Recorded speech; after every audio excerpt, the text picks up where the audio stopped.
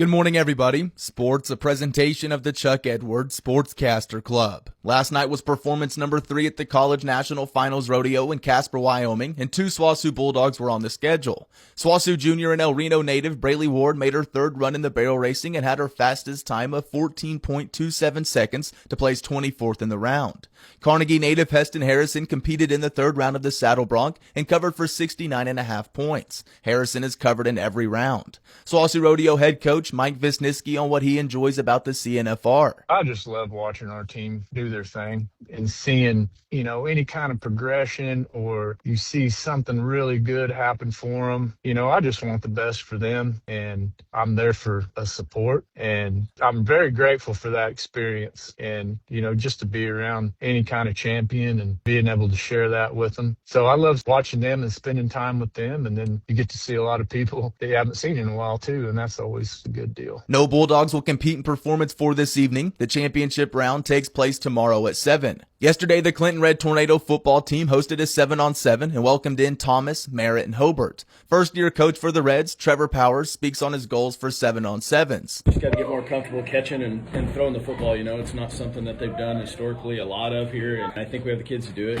Easton Powell continues to get better, and so, and the thing is, when you're installing things on both sides of the ball and a new defense and whatnot, getting reps like this is really valuable. So it's been a lot of fun. Kids are getting better. He also talked about hosting local teams. I've got good relationships with these coaches, and we have the facilities to accommodate them. So being able to have them come here and play, last week we had a couple more teams, and next week we'll go to Weatherford. So just getting to see some different players and not going up against each other all the time is always valuable. 7-on-7s are non-contact scrimmages. Powers on what the defense is focusing on. They're really working on just their pass responsibilities, their drops. A lot of things we're focusing on are, down and distance. Where are we at in the field? Situational football, and that's what we're trying to take from it and just learn how to play together. There's some new faces over there that are playing in maybe a little different spot than they have in the past, and so making sure that they understand their responsibilities and how they've got to work together. The Reds will compete in a 7-on-7 hosted by Weatherford next Tuesday. OK Kids Little League Softball State Tournaments continue today in Clinton, Weatherford, and Elk City. Director of the 8U Tournament in Clinton, Nathan Megett, speaks about the OK Kids organization. OK Kids is a little bit different. It's set up to just grow kids in your community. Most of these teams are going to have 10 to 15 kids that all go to the same school, and most of them are in the same classrooms together. So I'm excited that we get to be a part of that and continue to foster that. Despite what's going on everywhere else, we still have pockets of towns and communities that value playing ball with your hometown people. Local squads picking up wins yesterday include Elk City. They beat Arapahoe Butler 18-1 and Henrietta 19-6.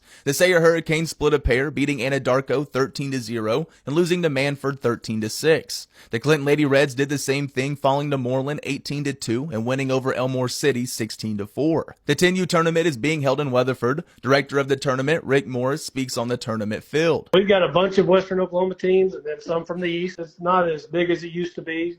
We've had several leagues pull out of OK Kids in the last few years, but there'll be a lot of good competition. A lot of Western Oklahoma girls that can play. On day 1 of play, the Sayre Lady Eagles knocked off Cleveland 12-2 before losing to Weatherford 1-0. The Canute Trojanettes went 1-0 yesterday with a 4-3 victory over Moreland. Elk City is hosting the 12U tournament, and the Sayre squad won 2 yesterday against Arapahoe Butler 11-6 and Drumright 6-1. They play the Elk City Rumble Ponies today after they beat Shattuck 9-2. Also winning in Elk City yesterday were the Weatherford Peaches. They beat Anadarko 7-2. And that's sports for your Friday morning. It's a presentation of the Chuck Edwards Sportscaster Club.